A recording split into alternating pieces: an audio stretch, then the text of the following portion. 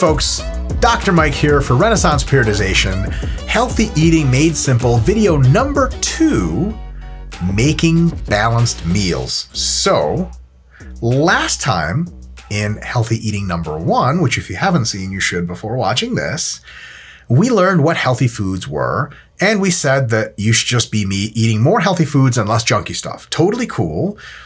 Does that mean that you can just have like a meal of apples and peanut butter? Like, it totally can, absolutely. But for our best possible health, we can do a little bit better than that. And that is building actual meals, and each meal checks a few boxes for us. So once you're used to picking healthy foods, you know what they are, you've gotten into the habit of going to the store, buying the right stuff, so on and so forth, you should probably begin to have a little bit more structure, okay, to your meals. So your meals now that you're eating, most of them should begin to have a few core ingredients. First, and most important, is a core of lean protein, which means a lean protein, either vegan or the animal product of some kind, that is a portion about the size of your fist. So like my fists are, I guess, medium-sized, this much salmon or this much, chicken or this much turkey or something like that, this much lean tofu, whatever you like to eat. That should be the core of every single meal. In addition to that, something like 8 to 12 ounces of some kind of dairy product or protein shake or vegan protein shake or anything else you want, okay? So at the core of each meal, we start every meal with protein. Super important to keep your muscularity up, to keep your energy up, to keep your everything, your blood sugar stable, so on and so forth. Protein is great, and it keeps you super, super full. So good start there. Second ingredient is a serving of veggies. Now, it can be anywhere between roughly the size of your fist to 4 times the size of your fist, depending on how many veggies you want to eat. No wrong answers between the two. Some people like to eat a lot of veggies. Think they taste good. They fill them up a ton and really crush hunger. Some people, they don't like veggies a ton, but they should make an effort to try to eat at least a small, minimal serving size of that. It is best that your veggies are either grilled, steamed, or raw, and all of those are totally fine. You just don't want to like soak them in a ton of fat and then say, hey, it's a veggie, I ate a French fry, technically a veggie. That doesn't count, right? So the more fresh, the better. Grilled and steamed are totally fine as well. Once you have your protein and veggie core, you can add either whole grains and or fruits and or add healthy fats, right? Whole grains of any kind work super well. Whole grain breads are totally fine. Fruit is best fresh, not blended into a shake because that gives you less fullness and make you more hungry later, and not like doused in syrup or something like that. So like canned peaches, fresh peaches, awesome. Healthy fats, nuts, nut butters, avocados, oils of various kinds are totally cool.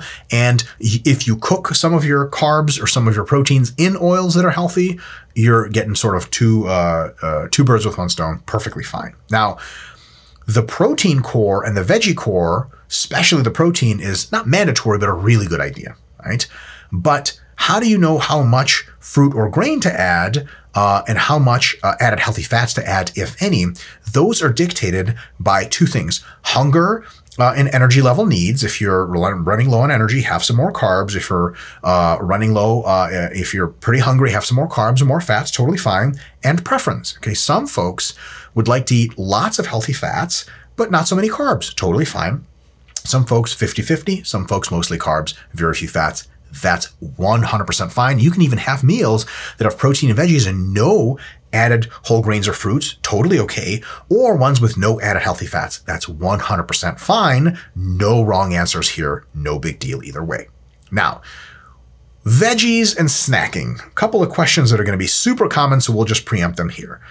Like, we're talking about making meals. Are snacks bad? You can totally have snacks, but we prefer that they meet sort of 3 criteria. First, try to make them protein-based. Protein bars and shakes are really, really good because they check that protein box for us.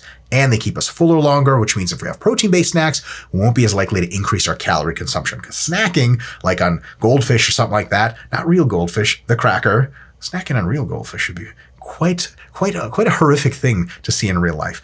So if you're snacking on goldfish all the time, the carbs there, they don't even make you very full. There's no protein core. All of a sudden, your food intake is exactly the same for the day, except all plus the goldfish. You're hypercaloric. You end up eating too many calories for what you're burning, and then you're gaining weight. You're becoming less healthy, right? But if you have a protein core for a snack, that's a really, really good thing. Number 2, make sure the snacks are healthy stuff, okay? Potato chips and soda in a candy bar, crappy snack. So when you say snack, that doesn't mean you divert completely from your philosophy of eating mostly healthy foods. Keep your snacks healthy, and there's tons of options there. And lastly, we would prefer that you only snack when you really needed to fit your schedule, like you can't fit in a meal, thus you have to have a snack. If you have time for a meal, it's probably better to have a good, filling, whole food meal for long-term sustainability of these healthy practices. Next question. Do you have to eat veggies every meal? Grandma said you do. Mom said you do. You don't, okay? If your evening meal, for example, is Greek yogurt and fruit, amazing. You don't have to put broccoli in there. That's awful, okay? But for most main meals, for most of your main meals, try to get some veggies in. They're really, really good for health. They crush hunger. So if you have more veggies, there are very few calories. All of a sudden, you're not as hungry, and you can have a lower calorie environment that provides you all the nutrients that you need. Veggies are chock full of nutrients. It's good all around. That's it for making basic meals. It's that simple.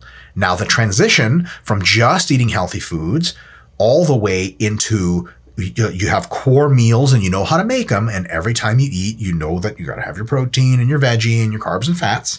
That can take, for some people, a week or less, and for others, it can take a month or even longer, and there's no rush. And this is going to be the last slide for almost every one of these series because there's never any rush. We want you to take all the time you need to transition to healthier eating for the long term, for the forever, versus rushing and trying to do a good job and then falling off the wagon, and all of a sudden you're eating hot dogs for lunch again with fried hot dogs and no bun. I don't even know what you're doing. All right.